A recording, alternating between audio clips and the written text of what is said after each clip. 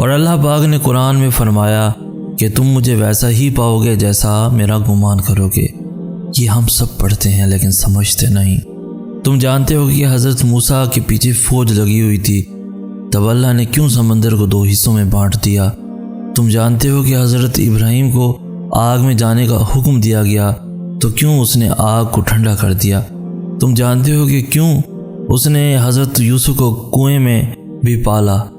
کیا تم جانتے ہو کہ کیوں اس نے حضرت ہاجرہ کو صحرا میں بھی زمزم دیا؟ کیوں حضرت یونس علیہ السلام کو مچھلی کے پیٹ میں بھی محفوظ رکھا؟ کیوں حضرت زکریا علیہ السلام کو عمر کے آخری حصے میں بھی اولاد سے نوازا؟ ان سب میں ایک چیز مشابہت تھی، یقین۔ ان میں سے کسی نے بھی ہمت نہیں ہاری۔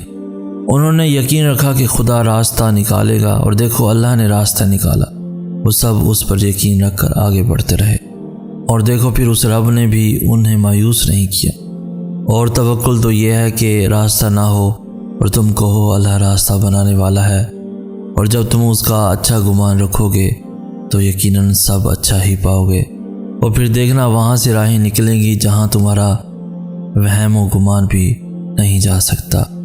لوگ کبھی بھی ان چیزوں کو تم تک پہنچنے سے نہیں روک سکتے جو اللہ نے تمہارے لیے لکھی ہوئی ہیں، پھر وہ کتنی ہی کوشش کیوں نہ کر لیں، کتنی ہی جان کیوں نہ مار لیں۔ جو تمہارا ہے وہ صرف تمہارا ہے، اور کوئی بھی اس حقیقت کو بدل نہیں سکتا، کوئی بھی اس حقیقت کو تم سے چھین نہیں سکتا۔ دعائیں تو چاند کو بھی 2 ٹکڑوں میں تقسیم کر دیتی ہیں، ان کی طاقت کے سامنے تمہاری یہ چھوٹی سی خواہش بہت بے معنی ہے۔ جب تم سجدہ کرتے ہو تو محبت کا حق ادا کرتے ہو، اور جب دعا کے لیے ہاتھ اٹھاتے ہو تو یقین کا حق ادا کرتے ہو، اور محبت کا تو یقین کے بغیر کوئی وجود نہیں۔ جس نماز میں دعا شامل نہ ہو وہ نماز ہمیشہ ادھوری رہتی ہے، تو پھر نمازیں ادھوری رکھ کر خواہشوں کے مکمل ہونے کی طلب کیسی؟ اور جب وہ تمہاری دعاؤں پر راضی ہو جاتا ہے تو وہ یہ نہیں دیکھتا کہ دنیا اس چیز پر مطمئن ہے یا نہیں، اور نہ اس کو اس بات سے کوئی فرق پڑتا ہے کہ اس دعا کی قبولیت میں کتنی رکاوٹیں ہیں۔ وہ جب ارادہ باندھ لیتا ہے تو ناممکن کی ساری گرہیں اپنے آپ ہی کھل جاتی ہیں۔ اللہ تعالیٰ کو بھی ہم سے یہی مطلوب ہے کہ ہم اسے یاد کریں، ہم اسے محبت کریں، ہم اسے بار بار بلائیں، اس کے پاس جائیں۔ مگر مسئلہ پتہ ہے کیا ہے؟ ہم انسان اس کے پاس جاتے ہی تب ہے جب دنیا ہمیں توڑ چکی ہوتی ہے، جب ہمارے اوپر کوئی مشکل ہوتی ہے۔ حقیقت میں وہ سب بھی اللہ کے حکم سے ہی ہوتا ہے، تاکہ ہم اس کی طرف متوجہ ہوں۔ ورنہ تم دیکھو خوشی میں کون اللہ کو یاد کرتا ہے، بلکہ ہم تو سب سے زیادہ ناراض ہی اسے اپنی خوشی کے موقع پر کرتے ہیں۔ سمجھ رہے ہو نا ان آزمائشوں کے آنے کا مقصد اور تمہاری پریشانیوں کے بڑھنے کا مقصد؟ اللہ تمہارے ساتھ ہے، اس کا مطلب یہ نہیں کہ تم ایسے سمندر میں سفر کر رہے ہو جس کی لہریں نہیں ہیں۔ اس کا مطلب ہے کہ تم ایک ایسی کشتی میں سوار ہو جسے کوئی طوفان تباہ نہیں کر سکتا۔ نتیجہ جو بھی نکلے یہ اللہ نے طے کیا ہے، اور یقیناً وہ جانتا ہے کہ تمہارے لیے کیا بہتر ہے اور کیا نہیں ہے۔ انسان کے دل میں اللہ کی محبت پہلی مکین ہوتی ہے۔ دنیا میں آنے کے بعد وہ اسی بقا اور سکون کی تلاش میں محبت کو، سکون کو یہاں وہاں تلاش کرتا ہے، اور اس جستجو میں خود کو انسانوں کے یا اپنی خواہشات کے سپرد کر دیتا ہے، اس امید پر کہ اس کی محبت کو بقا اور اسے سکون نصیب ہو جائے گا۔ لیکن ایسا نہیں ہوتا، اور نتیجتاً دل ٹوٹ جاتا ہے، امیدیں بکھر جاتی ہیں، خواہشات پوری نہیں ہوتی۔ اس لیے جب اس حوالے سے درد اٹھے تو اس کی اصلاح صرف اس طرح ممکن ہے کہ ہم انسانوں کو انسان سمجھیں، خدا نہیں۔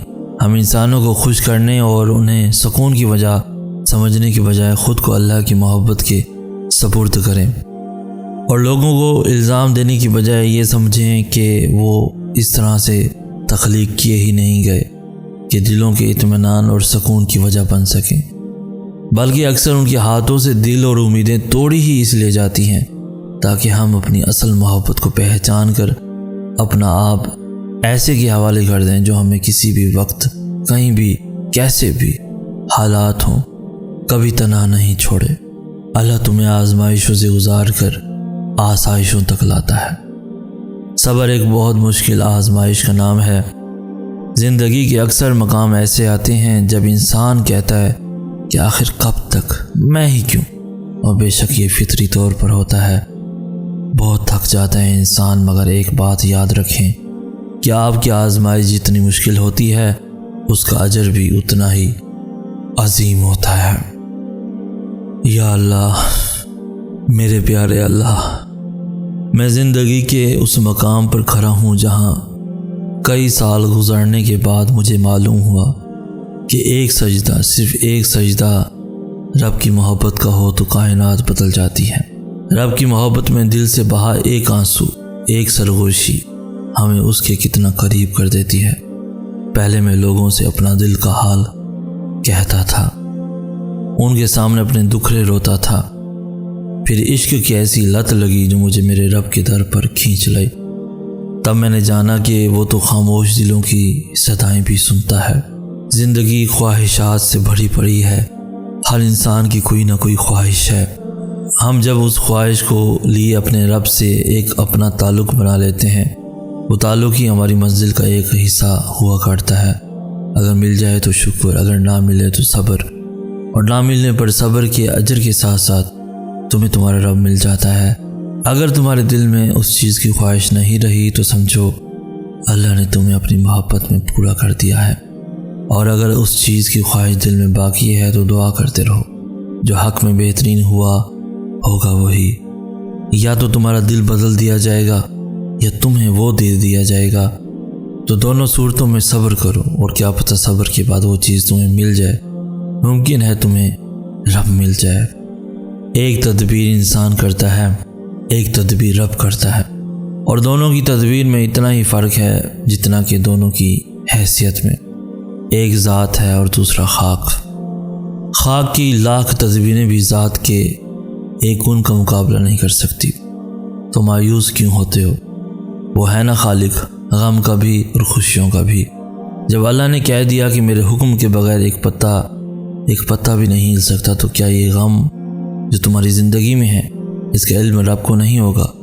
مجھے نا یوں تو اللہ پہ اکثر پیار آتا ہی رہتا ہے، مگر جب وہ کہتا ہے نا کیا انسان بتا تجھے کس چیز نے رب کی رحمت سے مایوس کر رکھا ہے، تو مجھے میرے اللہ کے انداز کلام پہ نثار ہونے کو جی کرتا ہے کہ اللہ خود کو تمہارا بہترین وارث کرتے ہیں۔ تو کیا اللہ تمہیں یوں ہی یعنی خواہشوں کے پیچھے ضائع ہونے دے گا؟ نہیں، وہ تمہیں اپنی محبت سے اتنا خوبصورت اور اتنا مکمل بنا دے گا کہ تم اپنی قسمت پہ ناز کرو گے۔ وہ ہے نا بہترین مالک۔ یہ آزمائش تو بس تمہارا اندر مضبوط کرنے کو آتی ہے، تاکہ تم اپنے رب پہ یقین کامل کرو کہ اس کے ہر کام میں حکمت ہے، اور جب اس کی حکمت سامنے آتی ہے تو لوگوں کی تدبیریں اور تمہاری پریشان کر دینے والی خواہشیں سب الٹی ہو جاتی ہیں۔ بس محبت بن جاؤ اور اپنے رب کی مدد کو تکتے جاؤ کہ وہ کب، کہاں، کیسے اور کس طرح راستے بناتا ہے۔ زندگی کبھی بھی کسی کے لیے بھی آسان نہیں ہوتی۔ اللہ پر توکل کا مطلب یہ نہیں کہ آپ کی زندگی میں مشکلات نہیں آئیں گی۔ بہتری کے راستے پر چلنے کا یہ مطلب نہیں کہ اب دکھ نہیں آئیں گے۔